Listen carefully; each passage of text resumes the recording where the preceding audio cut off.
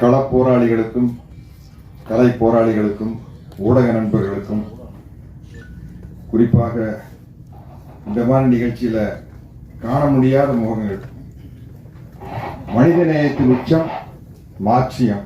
அந்த மார்க்சியத்தை மக்களிடம் கொண்டு சேர்ப்பதற்காக சளைக்காமல் போராடி கொண்டிருக்கும் இந்திய கம்யூனிஸ்ட் கட்சியின் தலைவர் தோழர் முத்தரசன் அவர்களே, புரட்சியாளர் அம்பேத்கரின் வழி வரும் எழுச்சி தமிழர் தொல் திருமாவளவன் அவர்களே,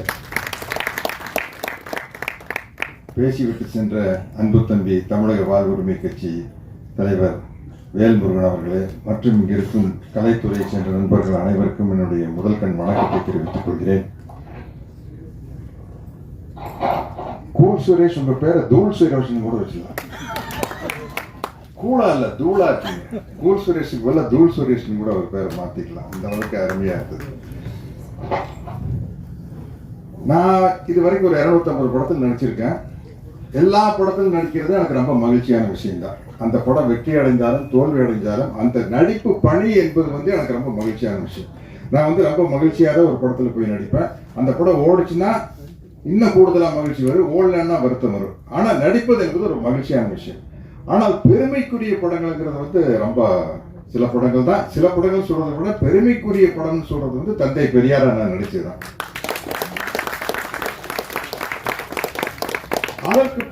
அதுக்கப்புறம் சில பெயர்களை தாங்கி நடிக்கும் போது ரொம்ப மகிழ்ச்சியா இருக்கும். அதாவது படத்து கதைக்கும் புரட்சி தலைவர் எம்ஜிஆர் அவர்களுக்கு எந்த சம்பந்தமும் இல்லை. ஆனால் எம்ஜிஆர் மகன் அப்படிங்கிற படத்தில் நான் தான் எம்ஜிஆர். அந்த படத்தினுடைய கதைப்படி அதே மாதிரி தோழர் சேகுவாரா கூட என்ன எந்த வகையிலையும் ஒப்பிட்டு பார்க்க முடியாது. அப்படிப்பட்ட ஒரு ஒப்பற்ற புரட்சியாளர் தோழர் சேகுவாராக இருக்கவே முடியாது. ஆனால் அந்த பேரில் நடிக்கிறது எனக்கு மிகப்பெரிய மகிழ்ச்சி. ஏற்கனவே யாரோ சொன்னாங்க தோழர் சேகுவாருடைய கெட்டப்பில் நான் நடிச்சிருக்கேன். புரட்சிக்காரன் அப்படின்னு ஒரு படம் நம்ம வேலு பிரபாகரன் அவர்கள் தயாரித்த படத்தில் நான் தோழர் சேகுவார கெட்டப்பில் நடிச்சிருக்கேன். அதேதான், புரட்சிக்காரன் படத்தில் தோழர் சேகுவார கெட்டப்பில் நடிச்சிருக்கேன். இந்த தோழர் சேகுவாரா அப்படிங்கிற டைட்டில் நடிக்கிறது எனக்கு ரொம்ப சந்தோஷமான ஒரு பெருமையான விஷயம்.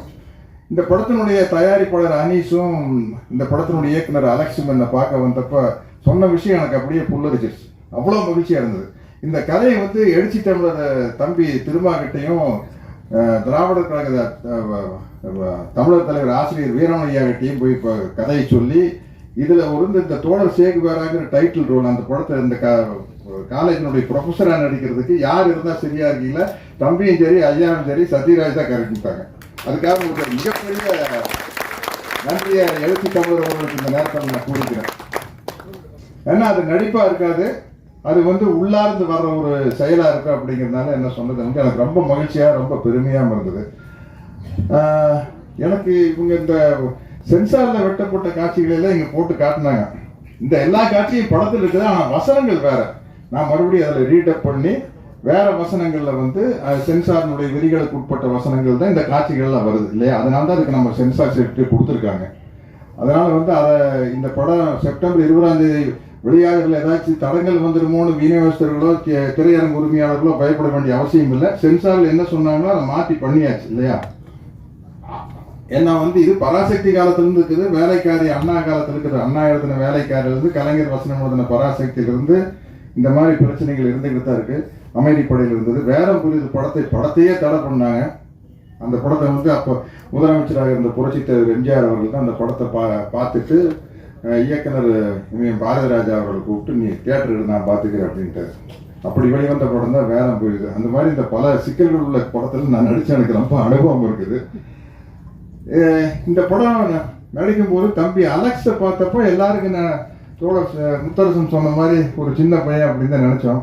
ஆனால் நான் நடித்த காட்சிகளை பற்றி தான் எனக்கு தெரியும். ட்ரைலர் பார்க்கிட்டு எனக்கே பிரமிப்பாக இருக்குது. அலெக்ஸ் அவ்வளோ அற்புதமாக நடிச்சிருக்காரு. அவ்வளவு அருமையாக அவ்வளவு ஆக்ரோஷமாக சண்டை காட்சிகளில் அதாவது தன்னுடைய வாழ்க்கையில இந்த பாதிப்புகள் எல்லாம் நடந்திருக்குது. அந்த கோபம் அங்க தெரியுது. விடுதலை சிறுத்தைகள் கட்சியில் உள்ள முழக்கம் இருக்குது, அடங்கம் முறை அத்துமீறு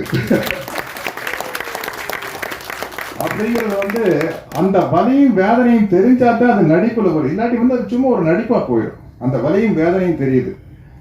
அப்புறம் இந்த படத்துல புதுசா ஒரு சின்ன பிரச்சனையை கொண்டு வந்தாங்க என்கிட்ட. நீங்க இந்த படத்துல பாட்டு பாடணும், பாட்டு பாடணும் என்ன இல்ல வார்த்தையே வந்து அடங்க மாதிரி அத்துமீறுன்னு வருது அப்படின்னு எனக்கு ஒரு சந்தோஷம். நல்லா பாடிட்டோம்னா விடுதலை சிறுத்தைகள் கட்சியினுடைய எல்லா மேடைகள்லாம் அந்த பாட்டு ஒழிக்கும்.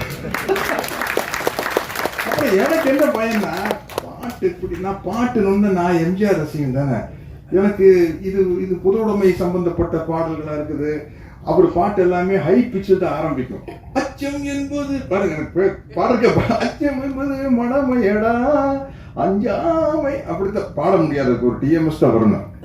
இல்லாட்டி ரொம்ப அழகா தனி உடைமை கொடுமைகள் தீர தொண்டு செய்யடா தானா எல்லாம் மாறும் என்பது பழைய பொய்யடா. சரியா பாட முடியல பாருங்க. இப்படி ஒரு சுரி சுத்தத்தோட தான் வரும். பாடணும்னு நான் சொன்னேன், எனக்கு இந்த மாதிரி எல்லாம் பாட முடியாதுங்க, ஏதோ ஏன் லெவலுக்கு ஏதாச்சும் ஒரு இந்த பாடலாம் அப்படின்னா எப்படி அப்படின்னா, நல்லா ரப்ப நம்ம தம்பி அனந்தராஜ் காமராஜ் பாடிட்டாங்க, நெருப்புடா நெருங்குடான்னா பாடிடலாம். இல்லாட்டி ரொம்ப சாப்பிட்டா அண்ணே அண்ணே சிப்பா என்னென்ன பாடிடலாம். நீங்க எங்கேயாச்சும் கொண்டு போய் அச்சம் இருந்தது மடமேடா ரேஞ்சு குட்டுறாதீங்க அன்னைக்கு சார் அப்படின்னா, நீங்க வாங்க நாங்க பாத்துக்கிறேன்னு சொன்னாங்க. அங்க போனா அதை விட கஷ்டமா இருக்கு. நான் எவ்வளவு சிரமப்பட்டு பாடி இருக்கீங்க தம்பி திருமாவர்களே, நீங்களே பாத்தீங்களா? அதாவது எனக்கு அதை பார்க்கல சொல்லிட்டு பாடும்போது ஏன்னா அப்படித்தான் பாட முடியல அந்த பாட்டை. ஆனா ரொம்ப ஒரு பாட்டை வந்து ஒரு பெருமைக்குரிய பாடலா, ஒரு புரட்சிகரமான கருத்துக்கள் நிறைந்த பாடலா பாடுறது வந்து எனக்கு ரொம்ப மகிழ்ச்சி. எனக்கு அந்த பாடல்ல ஒரே ஒரு குறைதான் இருந்தது. இதையெல்லாம் இந்த அக்கிரமங்கள் நடக்கும்போது வருவான் புரட்சி தமிழன் என்ன காட்டுறாங்க. நான் தான் ஒரு புரட்சி தமிழ் இல்லை, தமிழன். புரட்சி தமிழன் கிடையாது. அந்த புரட்சி தமிழன்கிற பட்டம் இங்க தோழர் முத்தரசன் அவர்கள் விரும்பினால விரும்பாட்டியை பொருந்தும், எழுச்சி தமிழருக்கும் பொருந்தும், தம்பி வேல்முருகனுக்கு பொருந்தும். பட் அது வேற எங்கேயும் போயிடுச்சுன்னு நினைக்கிறேன். இன்னும் இருற மாதிரி. சரி பரவாயில்ல, என்ன அது என்ன அதனால ஒன்றும் பரவாயில்ல, அது ஒரு மகிழ்ச்சியான விஷயம்தான். என்னன்னா இந்த படத்துக்கு வந்து இந்த மாதிரி படங்கள் ஓடும்போது ஒரு பெரிய சமூக மாற்றம் ஏற்படும். அது காரணம் வந்து நீங்க பராசக்தியிலிருந்து பார்த்துக்கிட்டு இருக்கீங்க. பராசக்தியிலிருந்து நாடோடி மன்னன் வரைக்கும், வேடம் புரியுது, அமைதிப்படை எல்லாம் வந்து இந்த சமூக மாற்றத்துக்கு மிக முக்கியமான படங்கள். அந்த மாதிரி படங்கள் இப்ப நிறைய வர ஆரம்பிச்சிச்சு. தம்பி பா ரஞ்சித்துடைய படங்கள், மாரி செல்வராஜ் படங்கள், வெற்றிமாறனுடைய படங்கள், அதெல்லாம் வந்து பிரமாதமான சமூக கருத்துக்களை கொண்டு வராங்க. அந்த வகையில் இந்த படம் வந்து இதுல வந்து என்னதான் சென்சார் வெட்டி இருந்தாலும், இந்த வசனங்களை மாற்றி இருந்தாலும் சொல்ல வேண்டிய கருத்துக்கள் மக்கள் கிட்ட போய் சேர அப்படிங்கிற மாதிரி இருக்கு. ஆமா, ஏன்னா வந்து சில சந்தர் அதான் வாத்தியார் படத்துல, எம்ஜிஆர் படத்துல வந்து புரட்சி தலைவர் படத்துல உதய சூரியனின் பார்வையிலே உலகம் விழித்து கொண்ட வேலையிலன்னு பாடியிருப்பாரு. அதை சென்சார்ல வந்து உதயசூரியன் சொல்ல முடியாது, சொல்லக்கூடாது, அது வந்து திமுகனுடைய சின்னம்னு அதை சென்சார்ல கட் பண்ணி உதயசூரியனை புதிய சூரியன் மாற்றிருப்பாங்க. இருந்தாலும் மக்கள் மனசுல, எங்க மனசுல எல்லாம் உதயசூரியன் போய்தான் பதிஞ்சது. மேடையில் முழங்கு அறிஞர் அண்ணா போன்னு பெற்றால் தான் பிள்ளையால நல்ல நல்ல பிள்ளைகளை நம்பி இந்த நாடே இருக்கு தம்பியில பாடியிருப்பாரு. அதை மேடையில் முழங்கு அறிஞர் அண்ணாங்கிற வார்த்தையை மாற்றி மேடையில் முழங்கு திருவிக்கா போல்னு சொல்லியிருப்பாங்க. இருந்தாலும் படம் பார்க்கல தெளிவா தலைவருக்கு ஒரு க்ளோஸ்அப் வச்சு அந்த வார்த்தைகள் வரும்போது அறிஞர் அண்ணாங்கிற வார்த்தை தான் மனசுல போய் போயிடுது. அதனால வந்து இந்த படத்துல வந்து எல்லா விதமான சட்ட சிக்கலையும் தீர்த்து சென்சார் சர்டிஃபிகேட் வாங்கி செப்டம்பர் 20 இந்த படம் வருது. அதனால வந்து இப்படிப்பட்ட ஒரு துணிச்சலான ஒரு கொள்கை கூட்டம் சினிமாவுக்கு வரணும், தொடர்ந்து வந்துகிட்டே இருக்கணும். ஏன்னா வந்து சினிமாங்கிறது ஒரு கலை அம்சம், பொழுதுபோக்கு அம்சமா இருந்தாலும் கூட ரஷ்யாவின் புரட்சியாளர் தோழர் லெனின் முதற்கொண்டு கலை வடிவத்தை ஆதரிச்சுக்கிறாங்க. கலை வடிவத்தின் மூலமாக ஒரு புரட்சி மக்களிடம் மிக தெளிவாக மிகச் சிறப்பாக சென்றடையும் என்பதில் ஆணித்தரமான நம்பிக்கை கள போராளிகளுக்கு இருக்கிறது. அதற்கு துணை நின்ற தம்பி அனீஸ் அவர்களுக்கும் அலெக்ஸ் அவர்களுக்கும் என்னுடைய மனமார்ந்த வாழ்த்துக்களை கூறிக்கொண்டு விடைபெறுகிறேன். நன்றி. இந்த நாளுக்கு வந்திருக்கக்கூடிய மேடையில் வந்திருக்கக்கூடிய மிகப்பெரிய ஜாம்பவான்கள் அனைவருக்கும் என்னுடைய அன்பான நன்றிகள். அந்த வரவேற்பை அளித்துவிட்டு கேமரா இருக்கா? நிறைய கேமரா என்னதான் சொன்னாங்க? தோழர் சேகுவேரா இந்த படத்தில் வந்து அண்ணாச்சி நீங்கள் நடிச்சிருக்கீங்களா அப்படின்னு கேட்டால் வழக்கம் போல நான் நடிக்கலைங்க. இதனுடைய தயாரிப்பாளர் அவர்களும் இயக்குனர் அவர்களும் அண்ணாச்சி இந்த மாதிரி தோழர் சேகுவேரா அப்படின்னு சொல்லி ஒரு படம் எடுத்துருக்கோம், அந்த படத்தினுடைய இந்த ட்ரெய்லர் வெளியிட்டுக்கு நீங்கள் வரணும் அப்படின்னாங்க. அப்போ எனக்குள்ள ஒரு சின்ன ஒரு சின்ன உதறல் இருந்துச்சு. என்ன அப்படின்னா, இல்லை கொஞ்ச நாளாகவே எங்கே பார்த்தாலும் ஒரே குரூப்பாகவே படம் எடுத்துக்கிட்டு இருக்காங்களே, நீங்களும் அதே மாதிரி ஒரு படம் எடுத்து வச்சுருக்கீங்களா பிரதர்ன்னு கேட்டேன். இல்லை நீங்கள் வாங்குங்களே, ட்ரெய்லர் பாருங்களேன், ட்ரெய்லர் பார்த்தீங்கன்னா உங்களுக்கு எல்லாமே தெளிவாக தெரியும் அப்படின்னாங்க.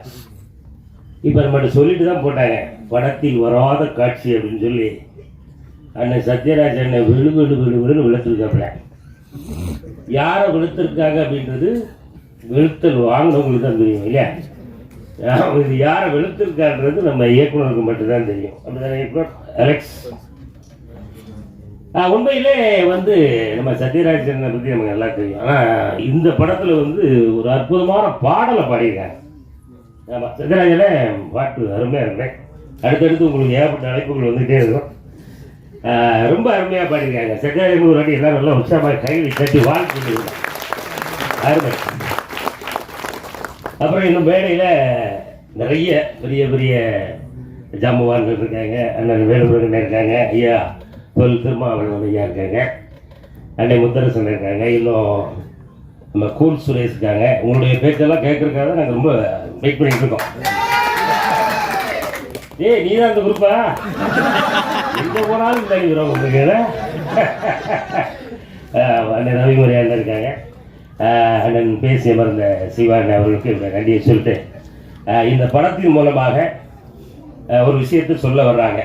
இதை நம்ம படம் பார்த்த பிறகு பேசுவோம், சரியா? அதனால் நம்ம எல்லாரும் என்ன எதிர்பார்த்து வந்தோமோ அது இந்த படத்தில் இருக்கும் அப்படின்னு நான் நினைக்கிறேன். இருக்குது அப்படின்றத நான் ஓரளவுக்கு உறுதி பண்ணியிருக்கேன். படம்லாம் பார்த்து படிச்சுட்டு அப்போ மற்ற கதைகளை பேசுவோம். இன்னும் முக்கியமான நிறைய விஷயங்களை பேசுவதற்காக நிறைய பேர் ரெடியாக இருக்காங்க. அவங்களுடைய பேச்சை உங்களை போலவே நானும் கேட்குறதுக்கு ஆர்வமாக இருக்கேன். இந்த படத்தினுடைய ட்ரெய்லர் பார்க்கும்போது ஹீரோ தம்பி எங்கே தம்பி வாங்க. ஆமாம், இந்த தம்பி ரொம்ப பிரமாதமாக நடிச்சிருக்காப்புல. முதல் படமா தம்பி? இதான் முதல் படமா? வாழ்த்துக்கள். தம்பி தோற்றம்லாம் ஒரு வேறு லெவலில் இருக்குது. நீங்கள் ஒரு ஆக்ஷன் ஹீரோவாக நம்ம தமிழ் சினிமாவில் வரணும் அப்படின்றது எங்களுடைய ஆசை. அதுக்கேற்ற பயங்கர உழைப்பாக தெரியுது.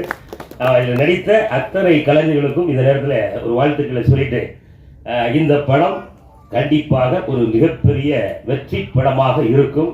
அது நம்ம புரட்சி தமிழன் அண்ணன் சத்யராஜன் அவர்களுக்கு அமைதி படைக்கு அடுத்து நிறைய படங்கள், நல்ல படங்கள் அண்ணன் கொடுத்துருக்காங்க. அந்த வரிசையில் இந்த படமும் வெற்றி பெற எல்லாம் வல்ல இறைவனை வேண்டி வாழ்த்தி விடைபெறுகிறேன். நன்றி, வணக்கம்.